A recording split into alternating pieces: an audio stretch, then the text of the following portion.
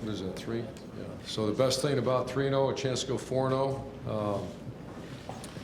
Ever since last year, the end of last season, our defense is playing exceptionally well. To think they held that outfit to whatever yards they did, well below their average, and 5 turnovers on offense. That's exceptional play by our defense. So I know there's going to be a million questions about the offense, and there should be. There's a little discombobulation that's got to get worked out. We have good players, good coaches, good scheme, and I always get sick when I start talking like that, because you take away from a great effort by opponent. But it's a very good effort by opponent, but we expect much higher execution than we're having right now. So I answer questions for you. Front row left, Bill. There weren't any excuses. There wasn't a short week. They didn't play a strange defense. Can you put your finger on what Actually played all odd. Yeah, they changed their defense, but once again, you're right. Can you put your finger on what the issue is offensively? No, just because you can say the offense line's not blocking well, we're not coaching well on the offense line, then all of a sudden the receivers have some issues, and it's the quarterbacks have some issues. So it's discombobulated right now, and offense is it's a play. The easiest way to think, it's 11 people doing the right things at the right time, and we're having some issues with that. That's not happening, obviously. So go back to work and get it fixed, and get it fixed fast. I have not lost confidence in our staff and our players, obviously, because we have very good players, and we'll get it worked out. Over to the right, Clay. Coach, that pick 6 by Darren Lee, it maybe ends up being the difference in the game. Maybe talk about that. And should you give one guy all the reps now? Everybody's, all the armchair guys would say, oh, it's all diluted. Do you need to pick a guy and It's all diluted?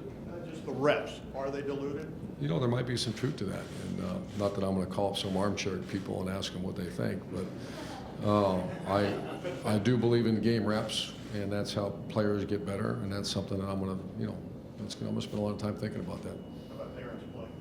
Oh, great play. He's one of the best players in the country. I love that kid, and he's a high energy guy, and he's got great. He's got offensive skill hands, and really is a great player for us. Far left, Doug. Urban, the quarterbacks threw 3 interceptions today. What part of the offensive struggles are the quarterback at the moment? I'm not prepared to tell you that yet. I'll give you a little bit more insight next week. But the first one, it kind of, it was a wet ball and let it go down the field. The second one was just a misread, and the third one was we were trying a vertical pass down the field, and so misfired. I don't think there was duress on any one of them. It's just not fair for me to say. And I'm not a big BCD guy, and I'm not going to blame and complain and defend. So I'll have a little more information for you next week after we decipher what exactly happened. I know the game just ended, but do you know who your starting quarterback is right now? Good question, and I don't know that right now. I haven't had time to think about it. Far right, Jared. Urban, you've spoken several times the past couple of weeks about the offensive line. Just a thought on when you're dealing with them right now mid-game, are you sensing some frustration from them? Because they know and they understand. Sure. These are veteran kids that have been playing together for a couple of years, second year playing together with the addition of Chase. And there is, that's kind of when you think of the big wins we've had around us, because you're displacing people, and then we're a play-action team on top of that. That's when things are going downhill fast, when you get Zeke and you see him busting, ripping through there, and they're play action off of it. And we're not hitting that. We haven't had it really, against Virginia Tech, the Bears there, and we were discombobulated.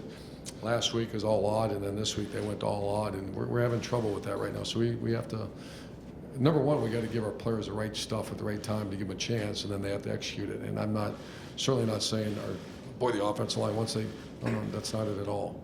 So we have a long way to go coaching and playing. And the good thing is we're going to devote a lot of time getting this thing right. Far left, Austin. Urban, with as much as your reputation is tied to offense, are you okay with this currently being a defense-led program? Sure.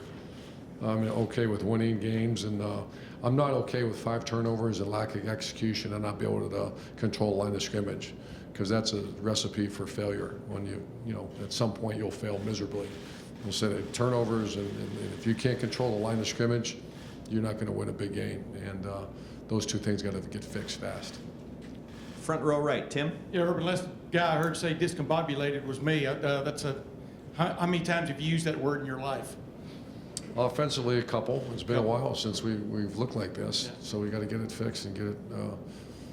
Did I learn that from you, Maybe. or are you just taking credit? No.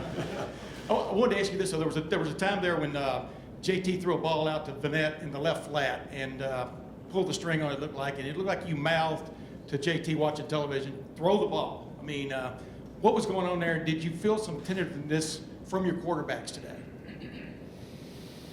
Once again, I don't want to. Those kind of questions, I want to wait until I watch it. I do remember that it kind of died on him on the left flat, wide open, and he's he's a great player. He's got to shoot that, and I think Nick, it was a low catch, go to catch it and turn around and make a play and go get a first down. So I'll have more.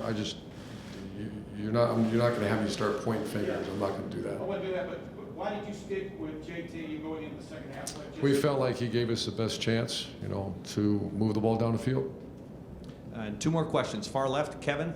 Coach, how good was your secondary today? Northern Illinois had over 700 passing yards in 2 games. Coach, how's it going? He had over 700 passing yards. I'm sorry, start it again. Okay, how good was your secondary today? They only had 80 yards passing and over 700 in the first 2 games. How crucial was their performance today in giving you guys a victory? Yeah, that's 3 games in a row. I think 2 that we've kept. I didn't know that we kept them under 100 yards, right? And that's unheard of. And once again, we have a lot of. I love this quarterback we played. This coach, I don't know him, but I told him what an outstanding team he has. But our secondary across the boards is as fine as any secondary that I've had. We've had some really good secondaries over the years. And final question, Steve. Yeah, Coach, you guys had a 7-point lead. It was 3rd and goal at the 5, something like that. In Ezekiel Elliott went up the middle, got 2 yards. It looked like there was a lot of confusion on the sideline. Did somebody not know it was 3rd down, or what was the thought on that play call? Maybe, I don't know, throw the ball in the end zone there perhaps. I'm trying to recall the play. We've done that before. The field goal to make it 10. Yeah, it was kind of 2 down territory, and I wanted to pound it in there, and we didn't get the necessary yardage. Is that why you kicked the field goal? Yeah. Yeah. Right, the confidence level I have right now is to give it to one of the best running backs in America and come rocking off the line of scrimmage against pressure, and which we've done many, many times over the last few years. So that was the thought behind it. Thanks, guys.